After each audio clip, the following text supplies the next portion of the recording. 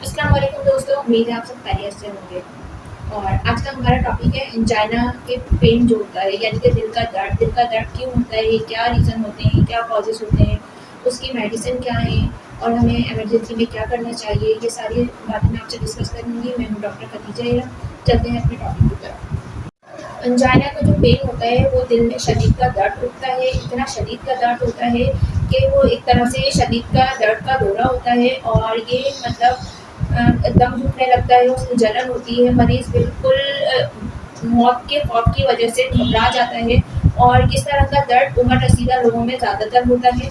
और ये है कि इसकी जो अलामतें हैं वो ये है कि दिल के मुकाम से ये दर्द शुरू होता है और सीने के किसी हिस्से तक जाके महदूद होके और शदीद का ऐसा दर्द होता है कि किसी को जैसे फ़ील होता है कि अब हमें जैसे मौत आ गई है, हम मर जाएँगे, इस तरह का। और उसी के अंदर जैसा दिल के मुकाम से शुरू होके पूरा शोल्डर, हाथ शुरू होने लगता है, इस तरह का दर्द होता है। मरीज़ में गशी आने लगती है और ये अंदेशा रहता है कि मरीज़ अब मर जाएगा या मौत वाक़ई हो जाएगी, इस तरह से होती है। और दिल की धड़कन भी तेज़ हो जाती है और वो बेहोशी हो जाती है, रंग ज़र्द पड़ जाता है और पसीने बहुत ज़्यादा आने लगते हैं और जिस्म तर-ब-तर हो जाता है। चंद मिनटों तक मरीज़ का रंग भी इस तरह का हो जाता है जैसे कुछ हो जाएगा उसको। सही। और बाज़ औक़ात कई घंटों तक मरीज़ के इस दौरे में रहता है, यानी कि उसको जो दर्द होता है, कभी तो ऐसा होता है कि 10-15 मिनट में ये दौरा ख़त्म हो जाता है, मरीज़ नॉर्मल डोज़ में आ जाता है कंडीशन में, वरना कई बाज़ औक़ात ऐसा होता है ये कई घंटों तक के इस तरह का दौरा चलता रहता है।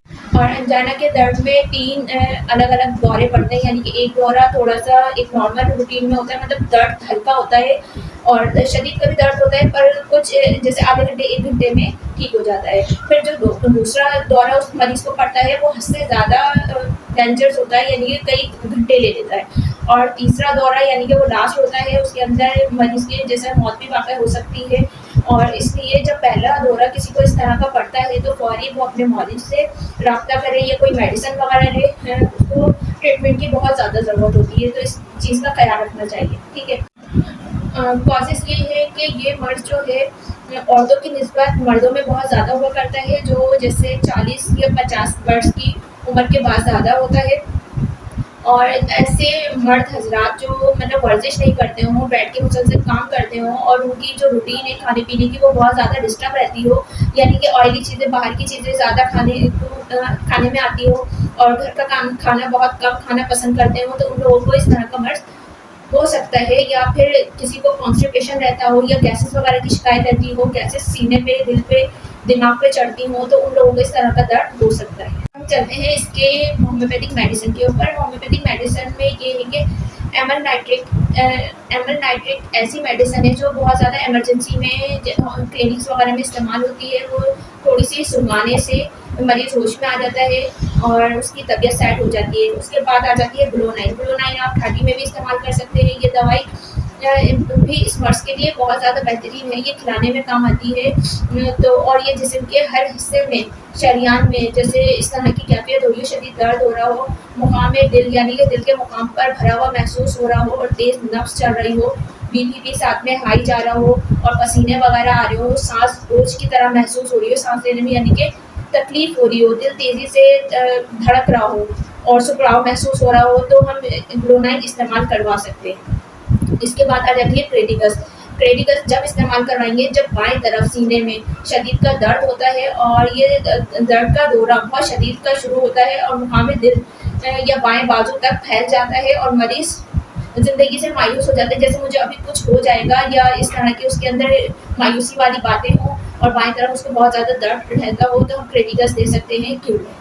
के बाद आ जाती है स्पाइजेरिया। स्पाइजेरिया हम जब इस्तेमाल कर पाएँगे जब दिल के मुक़ाम पे शदीद का दर्द होता हो, दर्द ऐसा हो दिल के मुक़ाम पे शुरू हो, गर्दन की तरफ जाकर बाजू में फैल जाए और नब्ज़ बाकायदगी से चल रही हो और मरीज़ में जैसे बेहोशी इस तरह की कैफ़ियत हो और दिल की धड़कन भी हो और दिल के मुक़ाम पर शदीद दर्द हो रहा हो और चुभन के साथ दर्द हो, नब्ज़ कमज़ोर और बाकायदा चलेगी, मतलब नब्ज़ कमज़ोर होगी पर बाकायदा चलेगी और भरी हुई होगी। तो इस तरह की कैफ़ियत में हम स्पाइजेरिया इस्तेमाल करवा सकते हैं, ठीक है। इसके बाद आ जाती है मैग्नीशियम फॉस। मैग्नीशियम फॉस हम जब देंगे दर्द मतलब दिल में दर्द हो और दौरान ये दवाई जैसे ना आप 6x में इस्तेमाल करवा सकते हैं। नीम गर्म पानी से उसकी 4-4 टैबलेट 1-1 घंटे से भी इस्तेमाल करवाएंगे तो इंशाल्लाह बहुत जल्दी फ़र्क मिलता है। और जैसे दिल बहुत ज़्यादा सिकुड़ा हुआ महसूस होता है और दर्द बहुत तेज़ी से होता है और ये दर्द भी बाएं बाजू में फैल जाता है, तो हम जब इस्तेमाल करवा सकते हैं, ठीक है। इसके बाद आ जाती है काप्टस। काप्टस हम जब देंगे ऐसा महसूस हो कि दिल में जैसे कोई लोहे का जैसा दिल बहुत ज़्यादा सख्त हो गया है, लोहे का बना हुआ है और ऐसा फील हो रहा हो कि सांस नहीं आ रही हो और जैसा हरकत नहीं हो और सांस में बहुत तकलीफ हो रही हो, तो हम काप्टस का इस्तेमाल करवा सकते हैं। इसके बाद आ जाती है मैं आपको इस तरह अगर कोई पेशेंट को गैसेस वगैरह की वजह से बहुत ज़्यादा जैसे दिल में दर्द हो रहा हो और उसको सांस लेने में बहुत ज़्यादा तकलीफ हो रही हो, तो घर में कोई चीज़ समझ में ना आए, तो आप बस बीपी चेक करवा कर बीपी चेक करवाने के बाद अगर बीपी बहुत ज़्यादा हाई हो रहा हो तो जो बीपी के लिए मैंने आपको लास्ट वीडियो में भी टिप बताई थी कि ठंडे पानी के अंदर इतनी इतनी फिंगर्स 5 उंगलियों की दोनों हाथ की डिप करने से बीपी नॉर्मल पे हो जाएगा। अगर पेशेंट को गैस्ट्रिक प्रॉब्लम वगैरह की वजह से हो तो आप इसके अंदर मैं डिस्क्रिप्शन में लिंक दे दूँगी, तो गैसेस के लिए जो मेडिसिन है वो आप मंगवा के रखें ताकि आपको इस तरह की कोई इमरजेंसी ना हो। और अगर ये दर्द आपको बार बार हो रहा है तो आप अपने मालिश से कॉन्टेक्ट करें और इसकी मेडिसिन प्रॉपर इस्तेमाल करें, क्योंकि इसको अनदेखा नहीं करना चाहिए, बहुत ख़तरनाक दर्द होता है। इसके बाद आ जाती है ज़रूरी हिदायत। जब मरीज़ को इस तरह का दौरा हो तो मरीज़ को सीधा बिस्तर पर लिटा देना चाहिए और इसके गले के यानी कि आगे के बटन वगैरह खोल देने चाहिए और उसको खुली हवा में लिटा देना चाहिए कि उसको हवा लगे और कमरे का जो लोकेशन हो इस तरह की हो कि आमदोरफ्त रहे हवा की और ज़्यादा लोग उसके आसपास इकट्ठा ना हो जिसकी वजह से उसको घबराहट और बेचैनी रहे।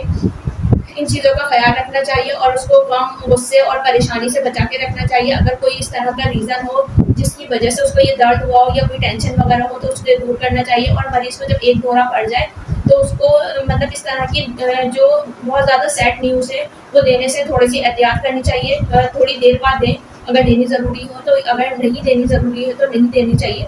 और इस तरह की चीज़ों का ख्याल रखना चाहिए। मर्ज़ के दौरे के वक्त टांग और बाजू ठंडे हो जाए तो गर्म पानी की बोतल से जैसे बाजू वगैरह पे रखकर उसको सिकाई करनी चाहिए ताकि उसमें हरकत रहे।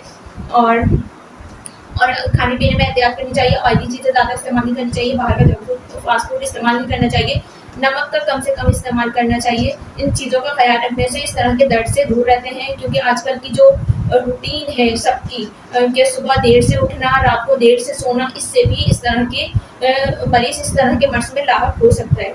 क्योंकि जब सुबह इतनी लेट उठते हैं 2-2:30 बजे उठने के बाद आप खाना वगैरह खाते हैं, फिर दोपहर का खाना शाम में खा लेते हैं, फिर रात का लेट नाइट खाना खाएंगे तो वो हज़म नहीं होता, वो सीने पे रहता है, उससे गैसेस वगैरह बनती हैं, तो ये भी इस तरह के दर्द या कंप्लेन का बाइस बन सकता है। मिलते हैं नेक्स्ट वीडियो में, जब तक कि अपना ख्याल रखिएगा। अल्लाह हाफ़िज़।